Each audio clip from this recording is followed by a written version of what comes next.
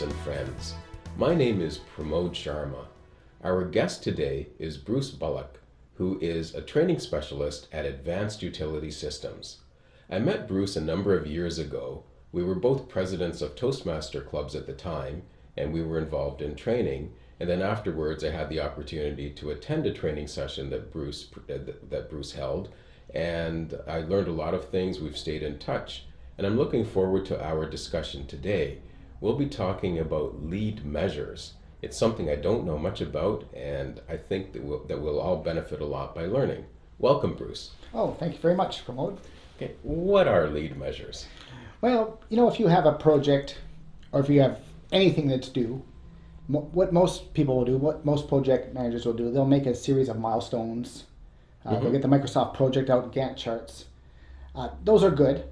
They will tell you if you've succeeded or not, but they don't predict success. And so what lead measures is one extra little piece we can add to that works in concert with it that will predict the success of the goal. These are sometimes quirky things. These are things you're going to look for that will influence the actual success. It's kind of interesting. It's hard to define, but today we'll be giving some examples, and I think that'll help as well. But these are lead measures as opposed to milestones, which are called lag measures. Okay, right, because I'm more used to seeing the Gantt charts and those things, and you don't even want to look at them because it just seems so boring. Exactly. And creates pressure. Okay, so you're talking about something quirky, which is different. Can you give us an example, maybe? Sure. And where my examples will come from is from the Covey group. I don't want to make it sound like I've invented these things. I've learned these lead measures from a really cool book that I've read and as a presentation I attended called The Four Disciplines of Execution. This is by the Stephen Covey, Franklin Covey Training Organization. Okay. So lead measures, an example I could give you from the book, and I'll give you one from my personal one a little later, but what it could be is, say you are in a store and you're managing that store, and this is a real example from Atlanta, Georgia. Your store is not selling as well as it could be, and so you want to increase sales.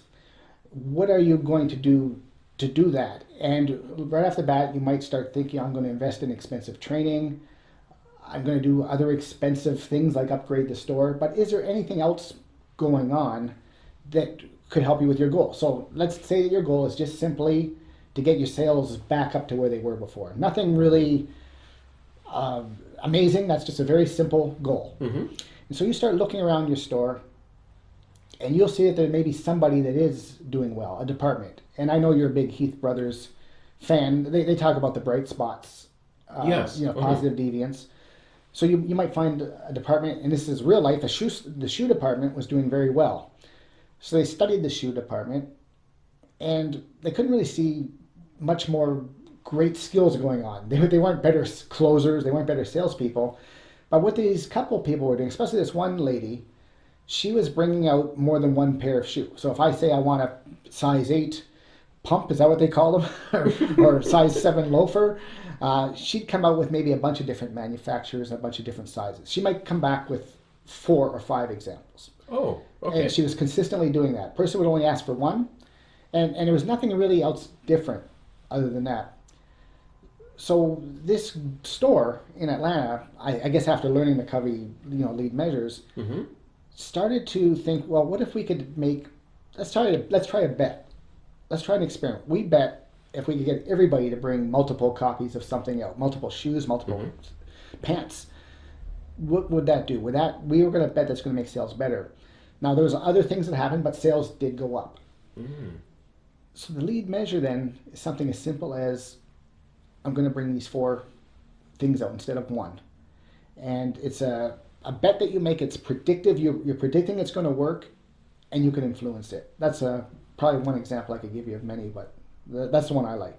Oh, that's interesting, because that is quirky, and it did work. And that's not something you'd find on a Gantt chart or a normal type of project plan. Never on a normal plan. Those are lag measures. It's almost like, the decision's already been made if you pass or fail. If your deadline's July 31st and you go to the Gantt chart, that's it. Did you make it? Did you not make it? What lead measures, they work in concert with them. You're constantly looking at little things, small bets. We say bets, it's not like you're betting the house. Right. And often it's not very expensive. It means that you know your department very well, you know your people, and you're going to find something that's going to make it work for them that's a little bit off the wall. And it sounds like it's not that big a deal to lose one of these bets. Nope, and that's the idea of it. You probably would change these often if they're not working. That's the idea. You can quickly move them in and out. The first rule of them is that they're predictive. They predict success. The second is that they're influenceable. You have total control over it. It's not like a lag measure or a milestone where it's like, oh my goodness, what's going to happen? You have control over this lead measure. Throw it out at any time or change it. Okay, now I haven't heard of lead measures before. Am I just in the dark? Is this a popular methodology? Is it something that's just starting? Well, yeah, I was watching a few of your presentations, and then when you and I talked about doing one of these, I thought, what could I do? I'm not a small business person. I'm not a great entrepreneur person, but what could I do to help people watching or attending your webinars? I thought of a few things that I do, and I thought, well, wait a sec, what's the one thing that I learned that I don't see anyone learning or doing, and that's lead measures. So the fact that you haven't heard of it, it's not a big deal, because that's why I wanted to bring this up. I just don't see it used a whole lot, and I think they're a heck of a lot of fun. I get a lot of fun doing them. And so it looks like the key to this is making a small bet. Yes. And what I like about the idea of betting is that there's a party on the other side. So if you're betting that you can do something, the other side is saying, well, I'm betting you can't. And that becomes motivating, saying, well, yes, I can. You know what? You always have ways to add things onto it to make it a good example. Yes. There is a push against it. Like you said, the other person betting against you. And it does motivate you, I think, as well. And plus, it's fun. I mean, when I do this as a speech presentation, I always will talk about, to get everyone hooked, you talk at Toastmasters now, you got to get people hooked at the beginning. So I'll start talking about Mr. Spock from Star Trek. Okay. This guy was never into any sort of emotion at all. Very logical. Right. The only time he showed any emotion was in one of the episodes where Captain Kirk was making some risks and some betting. He goes, Captain, I can see that these things are how they can be exhilarating. And so then Captain Kirk said, well, we may make a human out of you yet. But what he found was interesting was the whole idea of risks. And that's what and betting and making bets. And that's why I think this works so well, because it is fun. You're betting that something's going to happen, and there's not really not a major risk to it if you don't. You just switch it out. So right, because in business, one of the issues is fear of failure. That when you put something on a project plan, then it just feels so serious that you have to do it. Everyone is watching. But here you can do little things that maybe don't even end up on a plan, but can make big differences over time. Yeah, and I like the way you put that about the little things. What the Covey group talks about is when you find a good lead measure, it's going to look like you've scribbled it on a napkin because it looks so simple. But the idea of actually coming up with it is quite complex, and it's hard. You're constantly experimenting with your people. So they always talk about the Steve Jobs saying about complexity, simplicity is complexity resolved sort of thing, or complexity is simplicity resolved. What's the other way? Simplicity is complexity resolved. So even though a lead measure looks simple, it's a hard thing sometimes to come up with. But when you do come up with it, it looks childish almost. It looks simple. Okay, is there a way that we can develop lead measures? I think just an awareness of it, to be honest with you, and I think to start looking for them. I think it's not a skill that you have to develop or work hard. I think it's just an awareness that are you doing what is possible to make your goal come true? Are you just going to be taking a step back and letting things happen to you, and you're at the mercy of people that might be developing software for you or writing training? You're at the mercy of these people, or is there something else that you can do to inspire them to bring them on? So I don't think it's any sort of skill you have to learn. I think it's an awareness that you have that this is a possibility. Okay, is there a process or a series of steps that you would suggest we follow? Yes, like my example. So I was interested in this Atlanta example, and I had a case where I was working at Rogers Communications a few years ago, and we were training people with very expensive binders and books. We understood that these binders cost about $80 or $90 a shot to produce. Okay. And they weren't used afterwards. So my idea, my goal that I wanted to have was to get rid of these and go on a wiki type example based on Don Tapscott's, Wikinomics, Wikipedia. No, Wikinomics. Wikinomics is, I think, the book. Yes. Yeah, it's the book. And so I thought, why don't we take our stuff, put it online. So that would be step one. Step two would be, bring on multimedia. And step three would be to get people actually contributing to it, actually people we train. So this is not an official goal that was given to me by my director. I had no hammer over the trainers. I was at their mercy. I wanted this to happen, and I know they wanted it to happen, but this wasn't a real official project. So I needed a way to figure out, what to do. I needed to come up with some sort of lead measure that would still keep them excited enough to keep writing and doing things on their own time or, after hours. So the process, getting around to your question finally, is, how did I come up with a lead measure? I failed a lot at first. I mean, that's the idea of it. You're making small bets. I first thought, well, maybe I'll get them all training with a big training organization to, show them how to develop better. I didn't see any sort of motivational gain at all. I saw that being expensive and not working. So I would try things. And that's what a lead measure is. You got to be willing to keep trying things. And finally, the thing that finally sold it for me, the thing that finally worked was a strange idea. One time I did a meeting with 20 people from the call center and asked them, if we could do this, what do you think of it? And they were very positive to it, people in the call center. The trainers saw that, positivity. By this you mean the wiki? Yes, the wiki idea. And I began to realize if I could, every week, have a meeting with 20 different people throughout, where we cover in Canada. I even did one in Moncton. But if I could continually have weekly meetings with my target audience, that would get the trainers, excited about it. You see the excitement in the audience. They say, I'm serious. And they understand that we're working for some sort of cause.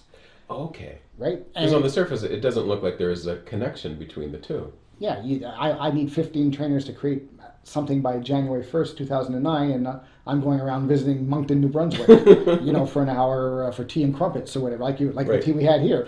So it doesn't look like a direct correlation, but it was. It was a real game changer. All of a sudden now, it was something that was getting out there. People were understanding more what it was, and the trainers began to realize, what they were doing was really important. We had the lag measures. I knew by January 31st that we had to have it online. By March 31st, I wanted to have multimedia. By June 30th, I wanted to have the wiki. I had all those points. I just had no idea as to whether the trainers would say, forget it, we're not doing this, we can't do it. I had no control over a lot of that. But the lead measure was something that got me going. And by the way, if that would have failed, I would have come up with another one. I know I would have. Right. I would have come up with something else that would ensure success. And if I don't, it means I have a bad lead measure. I got to change it. Okay, that's fascinating. You're giving us permission to experiment and try things and make reaching goals almost interesting. Yeah, it's a lot of fun when you start getting into it. Because it's the whole idea of betting. If you look at it like a bet, it's kind of fun. I bet this will make this happen, and like I said, there's no risk to it. So, so that's the good news, for it. And again, I just don't see people using this at all. You never hear the term. No, I haven't.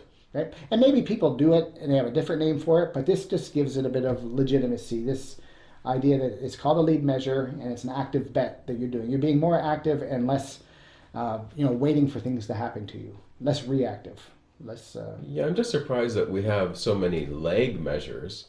Those seem to be the normal ones, and they almost seem a little left brain, like you can put them on charts and things. And this one seems a little right brain, where it just sparks more creativity. That's a good way of putting it. Yeah, absolutely.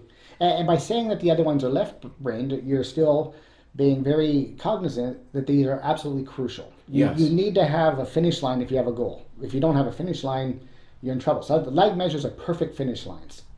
And then the lead measure is the thing that brings you to there. So yes, I don't want to slag lag measures. They're great. You need them. Lead measure is something different. Thanks for telling us about lead measures, Bruce. What's the best way for people to contact you? Well, I learn a lot of stuff about you from LinkedIn. Okay. I'm always on LinkedIn with your great updates. And so I'm on there a lot. And so that's one of my lead measures. Go on LinkedIn twice a day. So reach me at LinkedIn, B. Bullock. I'm on LinkedIn. Okay, well, thanks for you taking your time. You're welcome. Thanks for joining us for Tea at Taxevity. The Taxevity Insurance Advisory helps you understand insurance and bridges gaps in your coverage. There's no premium for peace of mind. How healthy is your insurance?